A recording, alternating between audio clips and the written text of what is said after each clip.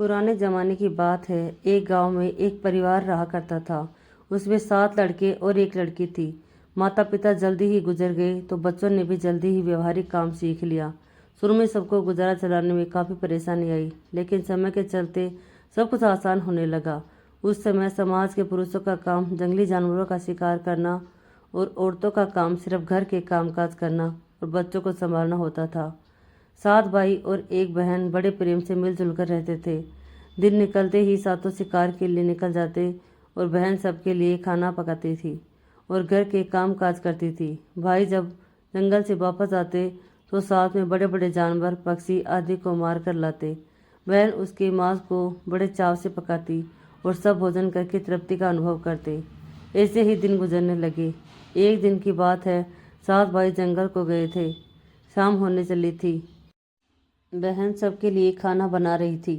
जब वह सब्जी के लिए हरी साग काट रही थी, चाकू की तेज धार से उसकी एक अंगुली कट गई।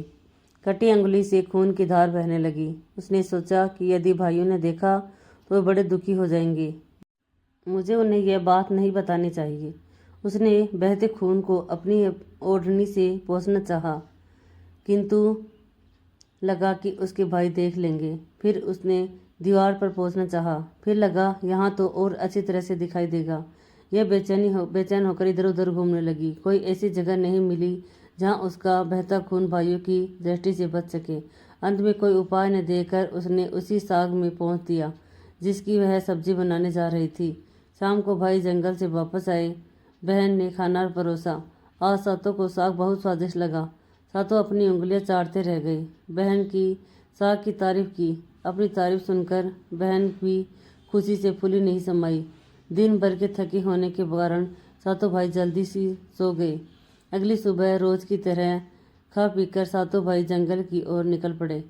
जब शिकार तलाशते तलाशते थक गए, सभी एक पेड़ की छांव में बैठकर आराम करने लगे। बातों बातों में रात के भोजन में बहन के द्वारा बनाई गई साग की चर्चा होने लगी। सब कह रहे थे कि इतनी स्वादिष्ट साग की सब्जी आज तक नहीं खाई थी। सब ने तय किया कि आज इसके बारे में बहन से जरूर पूछेंगे और जान लेंगे कि साग में उसने क्या क्या मिलाया था। शाम को सातों भाइयों ने दोबारा बहन की कुशलता की तारीफ करते हुए पूछा कि प्यारी बहन, कल रात के साग में तुमने क्या क्या मिलाया था। बहन बताना नहीं चाहती थी। वह सोच रही थी कि अगर उन्हें पता चला कि उसकी उंगली कट गई है तो सभी बहुत दुखी हो जाएंगे। इसलिए उसने जवाब में कहा कि कुछ नहीं। बड़े भाई ने कहा कि प्यारी बहना, तुम्हें बताना ही पड़ेगा। मैं जानना चाहता हूँ कि हमारी बहन ने इतना स्वादिष्ट साग कैसे बनाया। तुम्हें मेरी सौगंध है। बड़े भाई का सब सम्मान करते थे। बहन को सच बोलना ही पड़ा।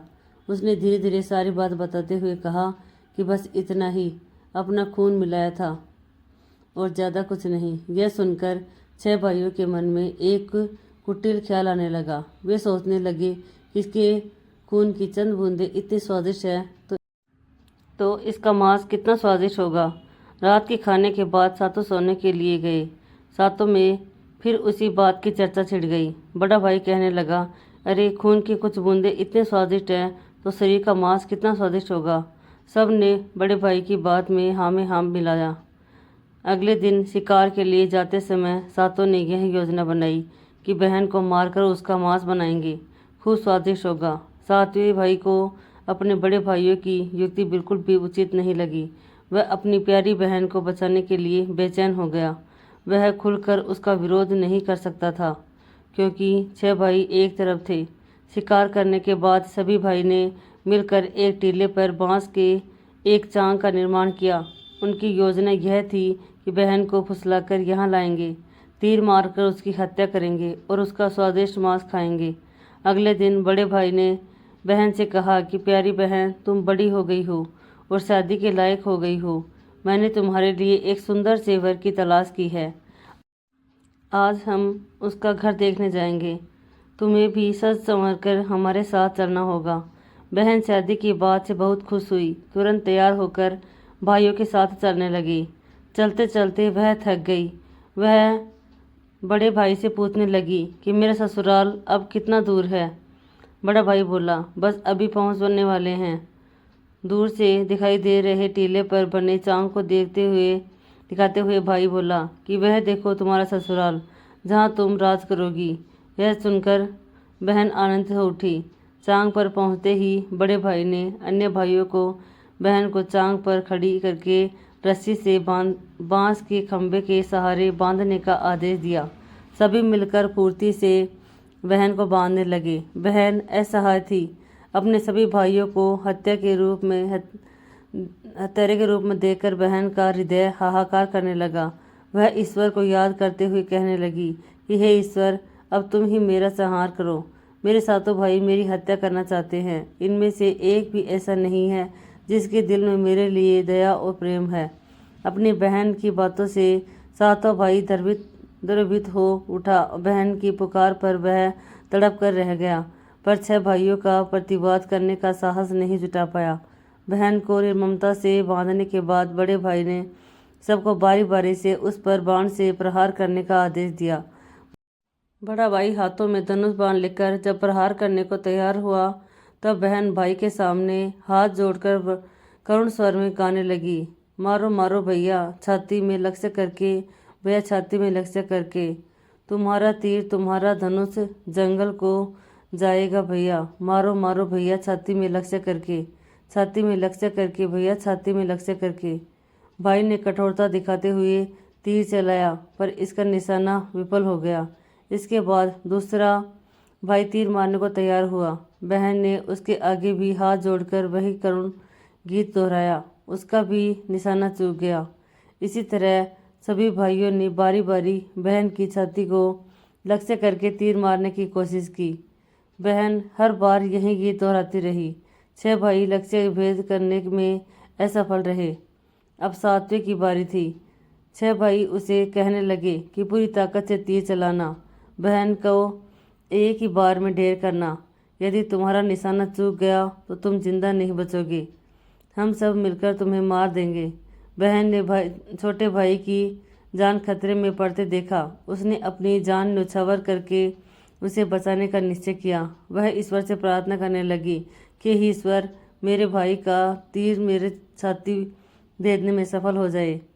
वह करुण गीत गाने लगी, मारो मारो भैया छाती में लक्ष्य करके, भैया छाती में लक्ष्य करके, तेरा तीर मेरी छाती भेद जाए, मारो मारो भैया छाती में लक्ष्य करके, भैया छाती में लक्ष्य करके। छोटे भाई ने तीर चलाया। उसका तीर बहन के मर्म पर जा लगा। वह दर्द से तड़प उठी। कुछ देर छटपटाने के बाद उसके प्राण पखेरु उड़ गए। वह निस्पंद हो गई। अपनी कुटिल योजना सफल होने पर 6 भाइयों की बाछें खिल गई। सातों ने मिलकर मृत बहन का शरीर चांग से नीचे उतारा। 6 भाइयों ने मिलकर बहन के शरीर की बोटी बोटी कर डाली। बड़े भाई ने सातवें को जंगल से लकड़ी और पानी लाने का आदेश दिया।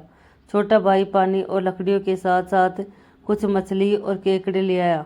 वह अंदर अंदर बहुत व्यथित था। उसके भाई बहन का मांस बड़े चाव से पका रहे थे। वह अपनी प्यारी बहन का मांस नहीं खा पाएगा। अगर नहीं खाएगा तो अन्य भाई उसे गाली देंगे। उसने मांस बनाते समय चुपके से अपने साथ लाई मछलियाँ और केकड़े को आग में दे दिया और अपना खाना जुगाड़ किया। चावल और मांस तैयार हो गया। जमीन पर केले के पत्ते बिछाकर उसमें सबके लिए खाना परोसा गया। छोटे भाई ने पहले ही अपने बैठने के स्थान पर एक छोटा गड्ढा खोद रखा था। उसने अपनी पत्तल में परोसे गए नर मांस को चुपके से गड्ढे में डाल दिया और मछली भात खाने लगा। अन्य भाई बहन की हड्डियां चबाने लगे। वह केकड़ा चबाने लगा। जब सबने बहन के शरीर के स्वादिष्ट मांस से अपना पेट भर लिया तो बड़े ने सातवें भाई को झूठा साफ करने को कहा। उसने बहन की बची खुची हड्डियां और शरीर के अन्य भाग जैसे सिर, नाखून, पंजे आदि सबई इकट्ठा करके उसी गड्ढे में डाल दिया और मिट्टी से ढक दिया। कुछ समय बाद उस स्थान पर बांस का एक पौधा उगाया। धीरे धीरे वह बांसों का झुरमुट बन गया। एक बार कहीं से एक संत आए और उसी बांस की झुरमुट तले छुपकर मल त्याग करने लगे। उसी समय आकाशवाणी हुई, संत दुर्गंध आ रही है, संत दुर्गंध आ रही है। बार बार यह आकाशवाणी सुनाई देने लगी तो संत ने झटपट उस स्थान को साफ किया। उन्होंने झुरमुट में से एक बांस काटा और अपने साथ ले गए। उस बांस के उन्होंने एक एक केंद्रा एक पुराना वाद्य यंत्र बनाया। वे उसे बजा बजा कर दिन भर लोगों के घर घर जाकर भिक्षा मांगते थे। और बदले में खूब सारा उपदेश देते थे। एक दिन संत भिक्षा के लिए बड़े भाई के द्वार पर गए। तब तक 6 भाइयों का विवाह हो चुका था, केवल 7वां कुंवारा था। ज्यों ही संत ने बड़े भाई के आंगन में कदम रखा, त्यों ही संत का केंद्रा स्वयं बोल उठा, नहीं बजे रे केंद्रा, यही है दुश्मन सबसे बड़ा। बड़े भाई के घर नहीं बजा रे केंद्रा, दया प्रेम सब छोड़कर रिश्ते में यही दाग लगाया, नहीं बजे रे केंद्रा, यही है दुश्मन सबसे बड़ा। बड़े भाई के घर नहीं बजे रे केंद्रा। योगी के बाजे से बार बार निकल रही इस रुदन से बड़े भाई के पसीने छूटने लगे। उसने अपनी पत्नी से योगी को तुरंत भिक्षा देकर विदा करने को कहा। इसी तरह योगी बारी बारी से 6 भाइयों के द्वार पर उपस्थित हुए। उनके आंगन पर कदम रखते ही केंद्रा से स्वयं यही गीत बजने लगता। उन्होंने भी अपनी पत्नी को तुरंत ही कुछ भिक्षा देकर विदा करने को कहा। उनके मन में यह डर समा गया कि यदि इसी तरह योगी का केंद्रा बजता रहा तो उनकी यह पोल खुल जाएगी कि वे अपनी बहन के हत्यारे हैं। अंत में संत 7वें भाई के घर पहुंचे, जो अभी तक कुंवारा था। वह अकेले रहता था। जब योगी उसके द्वार पर उपस्थित हुए और केंद्रा बोल उठा, बाजो रे बाजो केंद्रा, मेरे सबसे छोटे भाई के घर। मन की बात मन में छुपाकर युग युग से रख रहा है, अंतर में बजो रे बाजो केंद्रा, यही है मेरे सबसे प्यारे भाई का घर। योगी का केंद्रा से प्यारा और दिलचस्प गीत बजते सुनकर छोटे भाई ने उन्हें सम्मान के साथ अपने घर में बैठने के लिए आसन दिया। तांबुल पान और जलपान से उनका सत्कार किया। इसके बाद केंद्रा के विषय में चर्चा हुई। योगी ने केंद्रा की जन्म कहानी सविस्तार सुनाई। छोटे भाई ने उस केंद्रा को देने की प्रार्थना की तो योगी ने उसे छोटे भाई को सौंप दिया। योगी के चले जाने के बाद छोटे भाई ने केंद्रा को अपने बिस्तर के सिरहाने की तरफ एक साफ सुथरे स्थान पर धूप दीप जलाकर सम्मान के साथ रखा। कुछ दिनों के बाद छोटे भाई के घर में कुछ परिवर्तन दिखाई देने लगा। जब भी वह काम से लौटकर घर आता, सारा घर साफ सुथरा पाता। जब रोज रोज यही बात दोहराने लगी तो छोटे भाई ने अपनी भाभीियों के घर जाकर पूछा, मेरी गैर हाजिरी में आप लोग मेरा घर साफ करते हैं क्या? सभी ने जवाब दिया, हमें अपने घर के काम काज से फुर्सत नहीं है, तुम्हारा घर कैसे साफ करती? छोटे भाई ने निश्चय किया कि आज वह छुप कर देखेगा कि उसका घर कौन साफ करता है। वह घर के कोने में छुप गया। घर सुनसान होते ही स्थापित केंद्रा से उसकी बहन की शक्ल की एक लड़की निकली। घर का सारा काम किया और फिर उस केंद्रा में समा गई। छोटे भाई ने यह बात अपनी बड़ी भाभी को बताई।